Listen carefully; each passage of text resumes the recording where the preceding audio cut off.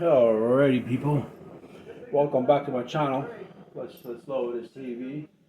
Watching different bikes for different reasons. That's we'll go. Ooh, my countertop is so cold. So, um, if you guys know, I do own a E-Ride Pro, the SS 19-inch version 2024, and I put out a video about 2 weeks ago and showed everybody that I pretty much ripped the entire electric works in it, um, including, of course, the controller and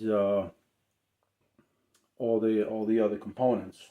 Um, so I've been asked a question, well, why would I do that to a brand new bike, right? Because the bike is only a year old, and a bike like this should run easily for at least 5 seasons, which is 5 years.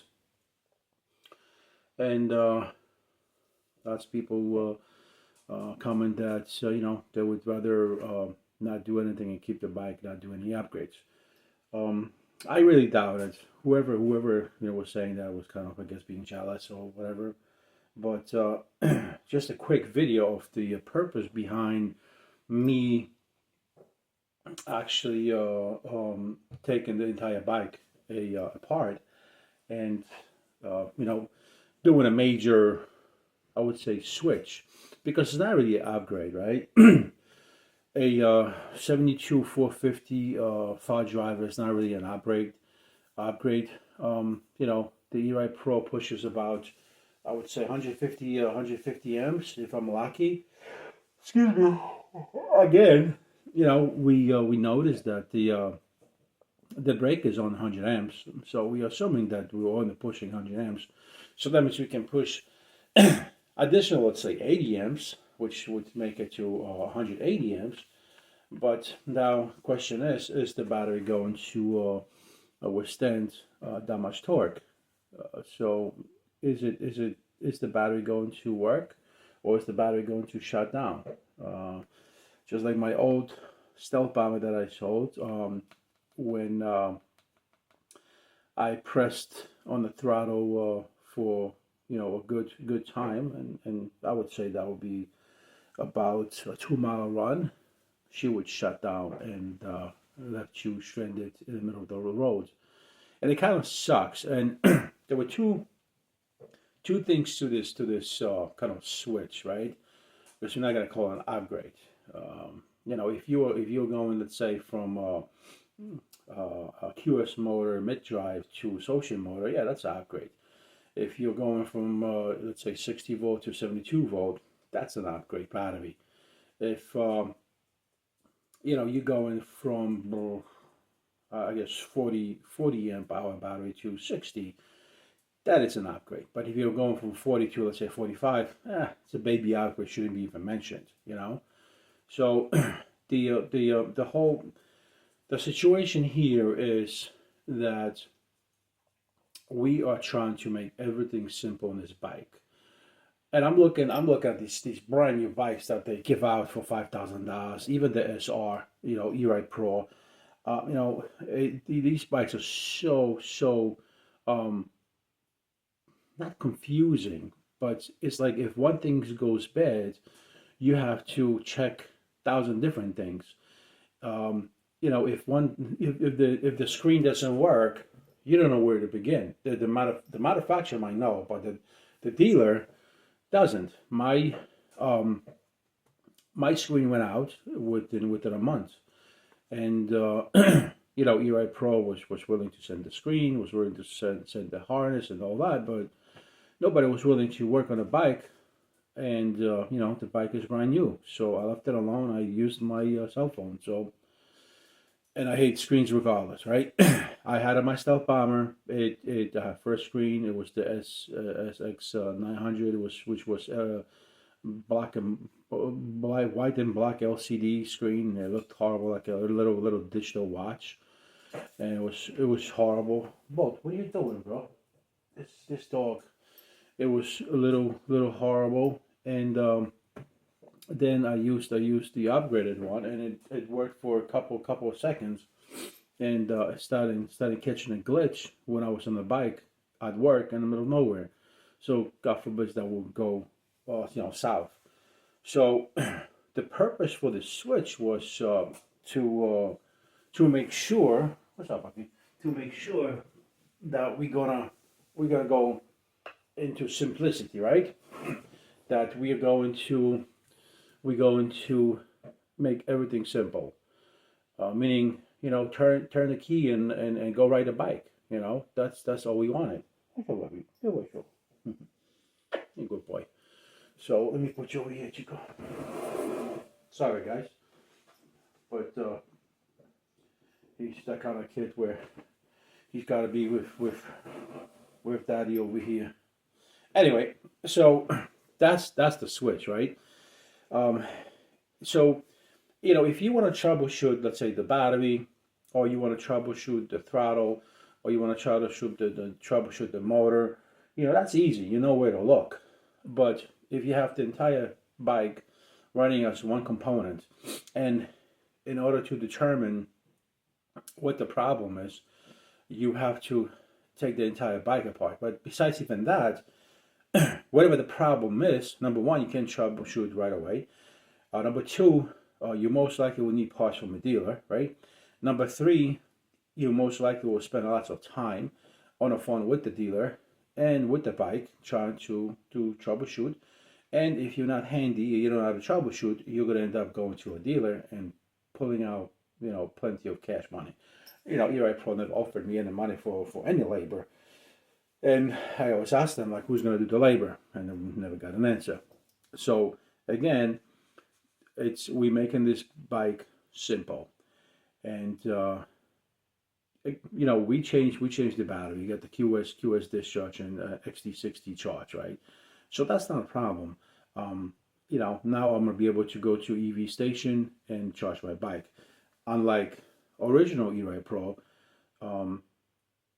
you stop riding, you turn off the bike, and you don't know if or when you plug in your battery charger, if the battery is going to charge. We've had a situation where I was able to charge for 15%, and then it just wouldn't continue charging. So that completely sucked, and this was the entire purpose of me bypassing the silly battery sensors and everything else, where it would be much easier if that was done through E-Ride Pro, where this battery doesn't even give you a hiccup, right? So that was one major problem, right? The second major problem is that when you're trying to come on, okay, when you're trying to fix something, you're not sure, like, what is the problem. There is, the harness has so many different wires to go into so many different spots. It's not funny. I always said that you should be familiar with your bike, from A to Z very well. I've built all my bikes. Never bought a brand new bike. This is the first time I bought a brand new bike. I am a little bit disappointed, and at the end, I was disappointed and frustrated because it did cost me money, and I at the end I have to go a different route. Am I disappointed now? Nah, not really. Do I feel like I wasted my money? No, I still have great time on my bike. Now, the question is, if not if, but when I install my file driver, how is the battery and motor going to respond? You know what I mean? I'm hoping for the best. I'm hoping that the battery is strong enough, and regardless, we'll go to try battery regardless. So we're gonna be okay. We're not looking towards a humongous, discharge on the Samsung batteries, but and we're looking at still, 55, 60 miles an hour run. So I don't see a problem. What changes right now is that maybe for some people it's not necessary to do so. Like, let's say you have a Bluetooth BMS, right? For some people, right? Well, I'm not gonna mention names. It doesn't matter, right? But they say, well, why do you want to get into a BMS? I says, well, I pay $3,000 for the battery, and I would like to see the health of my cells. How is my battery charging? How is my battery discharging? How long did it take? Was there any errors? Was there any message that the battery or the BMS, left and let me read? I mean, there's so much information that you can get from a battery, and you can determine how healthy your battery is, right? So that's a big advantage. But again, the biggest advantage to this is where you build, not build, because all we're doing a roller build, right? I already have pretty much everything. All I'm changing is the controller, and that's about it. But that's like the brain of the bike. I'm able to maybe not necessarily lower the BMS, because remember, guys, the BMS could be set that the bike will shut down at 65, because that's, is it 65 or 63? I think the E-Ray Pro has it set somewhere by 65 or 63. It's 63 volts, right? So do your calculation, right? I think 3.2 is the lowest, so 63 points is the cutoff. However, I know companies that the cutoff would be 58, but lots of times the battery sack, you don't want to have it set at 58, because then it will reach to let's say 54. So most of the companies do 63, 65, which is a decent amount, especially if you have a short battery. That battery can get you pretty far. But the beauty is, with the controller, you'll be able to set that. You can also set the throttle curve. You can set the DC amps discharge. You can set the phase. What I'm saying is, it's not a it's not a secret, right? E-Ray Pro, we don't know. We know what battery cells they're using, but and by reading the battery manual or sticker. But then when it goes to let's say battery discharge, it doesn't tell us. If we look for BMS information, doesn't tell us anything. If we look, let's say, onto a motor, really doesn't tell us anything also. If we go to a controller, we can't do anything about it. I understand, because the other bikes, the 3.0, E-Ray Pro 3.0 and the SR, they have Bluetooth on their controllers, which is only done for iOS, iPhone operating system, not even an Android, right? Or vice versa for the Android only. Yeah, Android. I'm sorry, it's for Android only, not iOS. So it's Android only. But anyway, so you can change a couple things here and there. You can read what is it got. These things are very important, right? I would like to know, how strong was the controller, because if I look at my far driver, I know it's 72, right? 680. But when I look into the description, it tells me that it gives me 200 DC amps. Well, not the 680. The 680 gives me 350. But the 450, it gives me 200 amps continuous discharge. So that's not a secret, right? Where I look, and even though it gives me a 200 amp or 350 discharge, right, on a DC, that doesn't mean that I'm running the entire 200 amps available, right? Mostly you won't. You'll put it at 180, amps, and you play with the face wires. I mean face amps and all that. But here looking at E-Ray Pro controller, if you read, it only says 150 amps, right? Now, quickly, I swapped. I have like 3 controllers, right? Because just one was bad, the other one looked like it was completely used, so you already processed the third one, right? Looking at the controller, I don't know how they tell different numbers or different models, because they all have the same numbers. The 3000 so-called kit, which is the S, right? Which is the 17-inch wheel, the E-Ray Pro S, and then you got the E-Ray Pro SS, right? So the S has apparently a 3,000 watt system in it. The SS has the 5,000 watt in it, right? But now, me looking at the controllers, it says 100, 150. And I looked at the 3,000 watt bike controller. It says 150 also. So I'm thinking that E-Ride Pro had, China do a different tune for 3,000 watt for the S, and for 3,000 for 5,000 watt for the SS.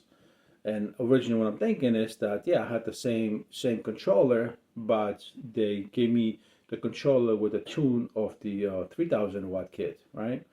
Because the 3,000 watt kit does 5,000 miles, and 5,000 watts, disper. Um, so I'm hoping that, well, I really don't care if I put the fog, or when I put the fog driver, it's going to wake up pretty much the motor and the battery. The goal is for all those guys that were asking, Facebook, Instagram, and all that. The goal is to make a swap, right, and make the bike simple, plug and play. Do you know what I mean? You going to have, excuse me, excuse me, excuse me. You're going to have wire for your headlight in the front. That's one wire. Headlight in the back. I'm sorry, tail light in the back. That's second wire, right? And a horn. That's literally three wires. That's all we're gonna have. Okay, so that's simple. We're gonna be able to use a regular charger with XT60, and we're gonna be able to plug it in, call it a day. We have like I said earlier, we do have a charger, but it's only a 110, and I don't want a 110. I want a 220, because, as you know, if you plug in the 220 to 110 with the US plug, it'll just lower your amps that is charging at. So I'm thinking, since it's a 20 amp charger that I purchased for a great deal, so I couldn't let go. They usually go for 160. I got it for 100. So that's awesome. Display and everything. We'll do a review, so stick around for that. We'll do a review on that charger. That's a 220, 240, or 220, 230 charger. So I can, even with the adapter, I can even plug it in my house and just keep the charge at 10 amps, right? Same thing. Again, I purchased that because I want to be able to charge outside EV vehicles. Lately, I've been, for past entire season, since I had the capability of charging my E-Ride Pro at local garages and malls. Like if I go to a garage by Staten Island, Staten Island Ferry, that charge is free. When I go to Staten Island Mall, those charges are free, right? So it's convenient, instead of me going to some sort of business and try to use a wall outlet. Nobody bothers me. I plug in and I call it a day. It's publicly accessible, so I don't have to. Excuse me. I don't have to ask for permission. By Seaview Hospital, over there you got to pay, so it kind of sucks. I don't use it that often, but they're available in case I need a charge. When I did the ride with Richmond Riders, they were charging at New Dorp and by the train, and literally the charger was right there by Highland Boulevard. So if I was low on charge, I could have gone to that charger when I said goodbye to everybody and charged for 20-30 minutes if that was critical, and for me to go back south to my house. You know what I mean? Towards the conference house. So that's not bad. It's cool. That's why I do like the 220 charger. And that's what we got, and we're gonna do the review on that. And again, upcoming, we are waiting for the far driver. It's in the plane as we speak. I should be getting this coming weekend. I'm sorry, weekend also. Well, let's say weekend. So that would take about a week and a half for it to come. I think it's going to come quicker. Um, then we are going to, of course, test the battery. We're going to test the file driver. Um, all that I'm going to, document it, video footage. I'm not gonna just bore you guys like right now with 20 minutes of bullshit talk. I'm just gonna wire the damn thing and take you guys for a run and show you how it works on the camera. Probably show you a quick application for the file driver, how it's set up, what settings we have. Then of course, after we're done with that, we're gonna play with the battery, see how she charges and discharges, in the field. And then while we're doing those tests, we are going also to give a test of the file driver to change its settings and see how the file driver responses. We'll shoot a couple of videos how the tune was tuned up. What exactly we change, and we'll change a couple of things. We'll go for a ride. We'll change more things. We'll go for a ride. We'll keep it on the GPS and see what's happening. I did do a video of how to kind of like a tune your file driver, like just by touching 2 or 3 things. So check out that video in my channel, and that's what we're gonna do. We'll probably start with 150 amps and then or 100 amps, and then go to 180 and see if the battery takes it. I might just try this time from a lower end because I tried from the higher end. And what happens when you do with the high end? When you do with the high end, you get stuck on the road, right? And I can't afford that. So I always start with the higher. So we'll start with the 100, and then we'll travel all the way up to 200. Well, 180 is going to be our cutoff amps. And if the battery could be pinned for let's say entire 30 miles that the battery lasts. If I can pin it without baby the throttle, then we'll know that setting is fine, and then we'll set higher 10 amps, and we'll continue with that. So it's probably going to take us the entire season to pick a sweet, because I have to raise it 10, so that's going to be about 5 to 6 weeks before we go from 150 to a 200.